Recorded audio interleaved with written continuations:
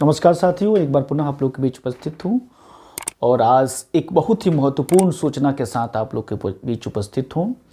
आगामी 1 जुलाई 2024 से भारत का क्रिमिनल जस्टिस सिस्टम पूरी तरह से बदलने वाला है। 3 नए कानून 3 पुराने कानून के स्थान लेंगे। जी हाँ मित्रों, जो पहले से हमारा 3 क्रिमिनल जस्टिस सिस्टम के अंतर्गत 3 कानून थे, आईपीसी 1860 का, सीआरपीसी 1898 का और इंडियन एविडेंस एक्ट 1872 का, इसमें बहुत सारे बदलाव करके बिल्कुल नया कानून लाया गया 2023 के मानसून सत्र के अंतिम दिनों में। और अभी 2-3 दिन पहले राष्ट्रपति के द्वारा इस पर अंतिम मुहर लगा दी गई है, यानी कि 1 जुलाई 2024 से अब यह कानून कार्य रूप में आ जाएंगे। तो आगे बढ़ने से पहले आप लोगों से मैं अनुरोध करूंगा कि जो भी मित्र चैनल पर नए हैं कृपया करके चैनल को सब्सक्राइब कर लें, लाइक करें, शेयर करें। यह वीडियो आपके लिए बहुत ही महत्वपूर्ण साबित होने वाला है। वीडियो के अंत तक बने रहें और अपना कमेंट्स अवश्य करेंगे। मित्रों, 18 राज्यों, 6 यूनियन टेरिटरीज, भारत का सुप्रीम कोर्ट, 22 हाई कोर्ट और कई सारी न्यायिक संस्थाएं, 124 एमपीज सांसद, 270 एमएलएज और इसके अतिरिक्त आम जनता से 4 वर्षों तक लगातार 158 बैठकों का नतीजा ये हुआ कि इन जो पुराने अंग्रेज़ों के समय से चले आ रहे कानून में बदलाव किया गया। अब सोचिए, भारत का क्रिमिनल जस्टिस सिस्टम 1860 में लॉर्ड मैकाले के द्वारा बनाया, लॉर्ड मैकाले की अध्यक्षता में बनाया गया है और उस समय से लेके आज तक इसमें कोई बदलाव नहीं किया गया। लगभग इतने सालों के बाद, भारत की आज़ादी के 75 सालों के बाद, सोच के भी अजीब लगता है कि 75 सालों तक इसमें कोई बदलाव नहीं किया गया और पहली बार इसमें काफ़ी बदलाव किया गया और बिल्कुल नए रूप में इसको प्रस्तुत किया गया है। तो आइए हम लोग देखते हैं कि कौन से कानून की जगह पर कौन सा नया कानून आया है। तो पहला है हमारा आईपीसी, इंडियन पीनल कोड, भारतीय दंड संहिता पहले कहा जाता था। इसमें 511 धाराएं थीं। अब इसका नया नाम हो गया है भारतीय न्याय संहिता 2023। और यहाँ एक और बात मैं बता दूं कि भारतीय न्याय संहिता ये हिंदी देवनागरी का है, तो अंग्रेजी में भी जब इसको हम लिखेंगे, इंग्लिश मीडियम में भी लिखेंगे, तो यही लिखेंगे हम लोग, भारतीय न्याय संहिता ही लिखा जाए। ऐसा नहीं है कि जब अंग्रेजी में इसका हम अनुवाद करें तो भारतीय न्याय संहिता को इंडियन जस्टिस सिस्टम कर दे, ऐसा नहीं। भारतीय न्याय संहिता हिंदी और अंग्रेजी दोनों के लिए है।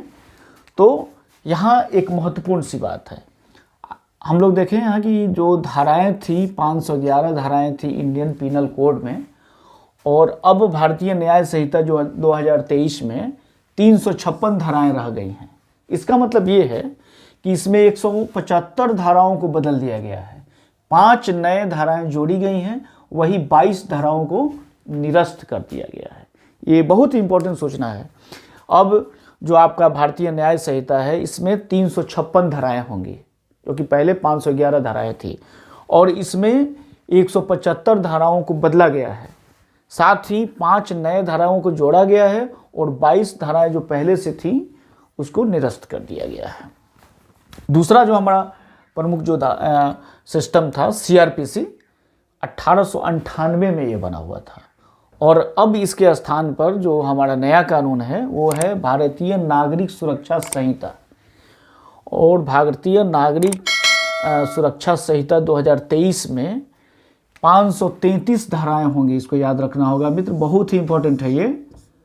सभी परीक्षाओं में, आने वाली सारी परीक्षाओं में पूछा जाएगा, और सिर्फ परीक्षा में नहीं पूछा जाएगा, आपकी सामान्य जानकारी के लिए बहुत ही ज़रूरी है।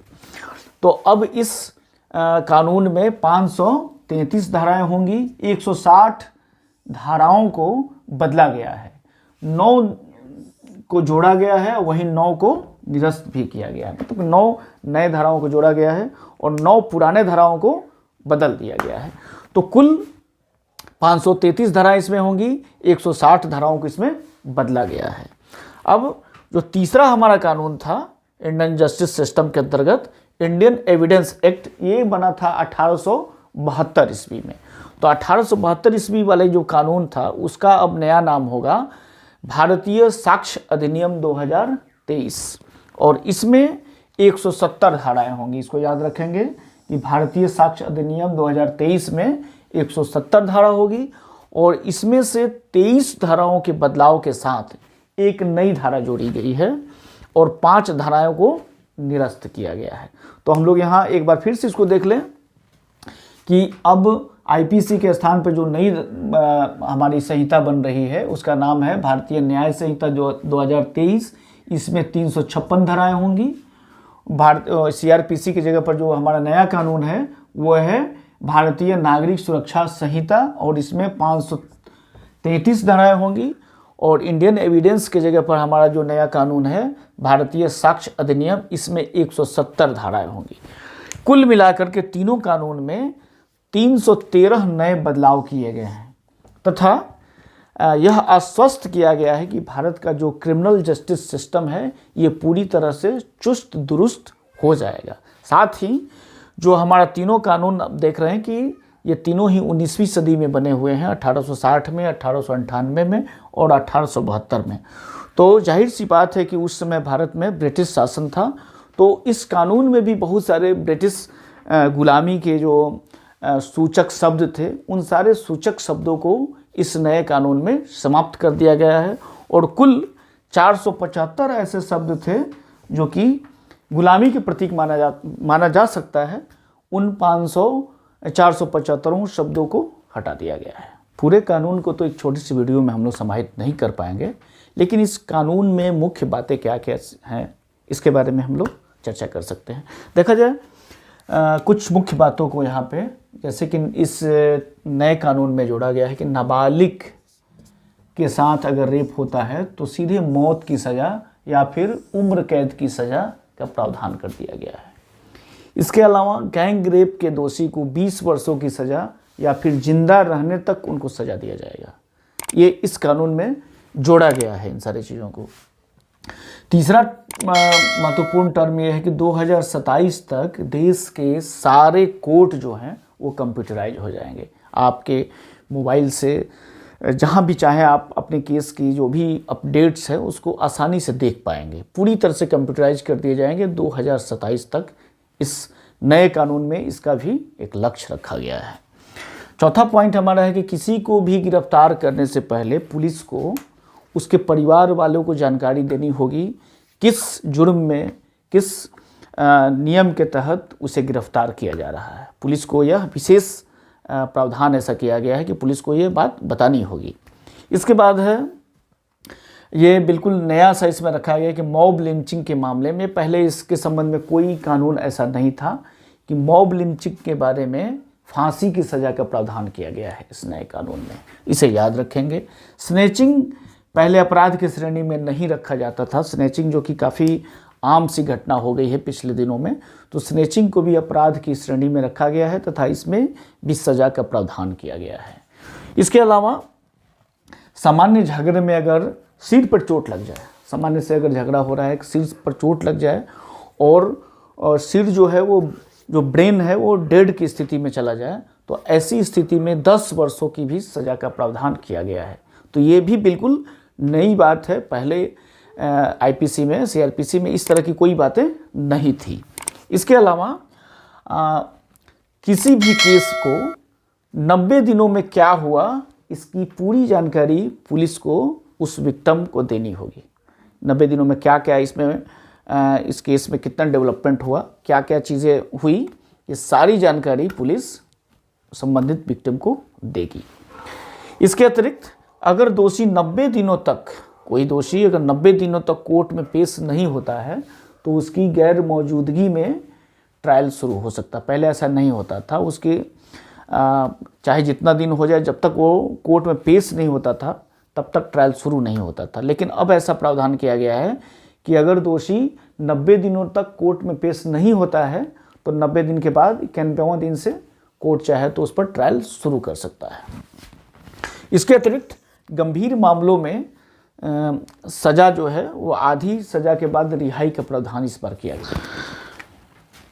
अब ट्रायल कोर्ट का जो फैसला है उसके लिए एक समय सीमा निर्धारित कर दी गई है, 3 वर्षों के अंदर ट्रायल कोर्ट का अपना फैसला दे देना होगा। अगला है हमारा कि मुकदमा समाप्त होने के बाद 43 दिनों के अंदर फैसला दे देना होगा और फैसला देने के 7 दिनों के भीतर उन्हें सज़ा सुना देनी होगी। तो ये नए कानून में इस तरह की व्यवस्थाएं रखी गई है। दया याचिका केवल अब दोषी ही कर सकता है। पहले क्या होता था कि दया याचिका कोई NGO हो है या फिर कोई ऐसा संगठन है, सामाजिक संगठन है, न्यायिक संगठन है, वो लोग भी किसी विक्टिम के बिहाफ में दया याचिका दायर कर सकते थे। लेकिन अब का सिस्टम इस कानून में ऐसा बना दिया गया है कि अब दया याचिका जो है सिर्फ और सिर्फ दोषी ही कर सकता है। तो आइए देखते हैं कि नए कानून में अब धाराओं में किस तरह से बदलाव किया गया है। देखिए यहाँ अपराध है, पहले कौन सी धारा थी और अब कौन सी धारा बन जाएंगी। जैसे हत्या के लिए पहले 302 धारा थी, अब वो हो गया है 101। इसको याद रखेंगे, काफ़ी इंपॉर्टेंट है ये, हर एग्जाम में पूछा जाएगा।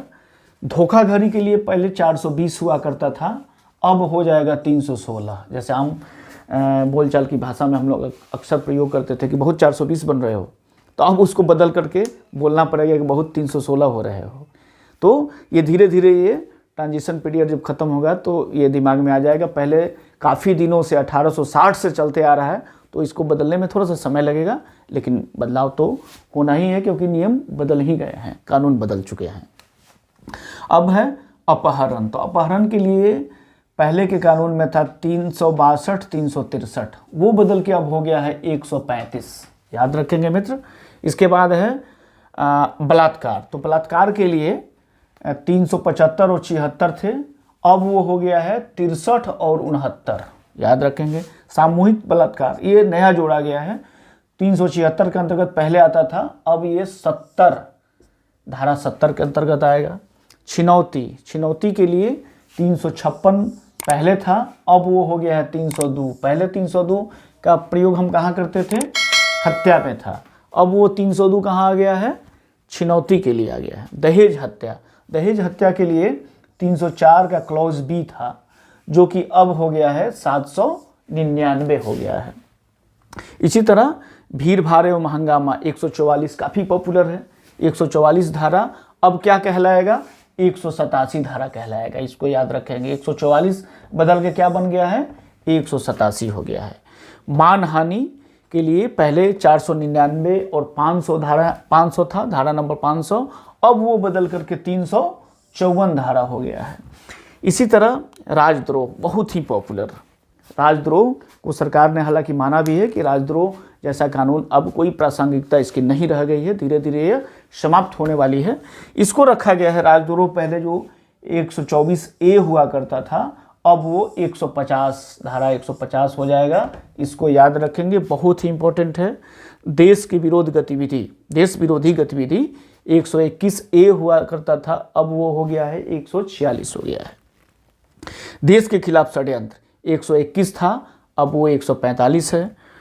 आत्महत्या के लिए उकसाना 306 था, अब हो गया है 106। ये कुछ महत्वपूर्ण धाराएं हैं जो कि अक्सर परीक्षाओं में पूछी जाती है, सामान्य जानकारी के लिए बहुत उपयोगी होता है, तो इसे आप लोग याद रखेंगे। मित्रों, आप सभी जानते हैं कि ये तीनों कानून जो है आगामी 1 जुलाई 2024 से लागू होंगे। लेकिन यहाँ दिक्कत क्या है? इस कानून की चुनौतियाँ भी कुछ हैं, और चुनौतियाँ ये हैं कि 1 जुलाई 2024 के बाद जो भी केस रजिस्टर्ड होंगे वो इस नए कानून के तहत होंगे, लेकिन जो पहले से पेंडिंग का जो केसेस आ रही हैं वो सारे पुराने धाराओं के साथ ही होंगे। तो अब पुलिस को, जज को, वकील को, विक्टिम को, सब लोगों को इसमें परेशानी होगी कि पहले वाले धारा भी हमें याद रखना है कि 420 धारा पहले क्या था, और बाद की जब 1 जुलाई के बाद का जब कोई केस रजिस्टर्ड होता है तो उसमें नई धाराओं के अंतर्गत आएगा। तो नए और पुराने दोनों कुछ साल तक चलेंगे, फिर धीरे धीरे पुरानी जो धाराएं हैं वो समाप्त हो जाएंगी और सिर्फ नई धाराएं रह जाएंगी। तो यह वीडियो कैसा लगा? उम्मीद है आपको ये वीडियो काफ़ी ज्ञानवर्धक लगा होगा। अपना कमेंट्स अवश्य करेंगे। बहुत बहुत धन्यवाद मित्र।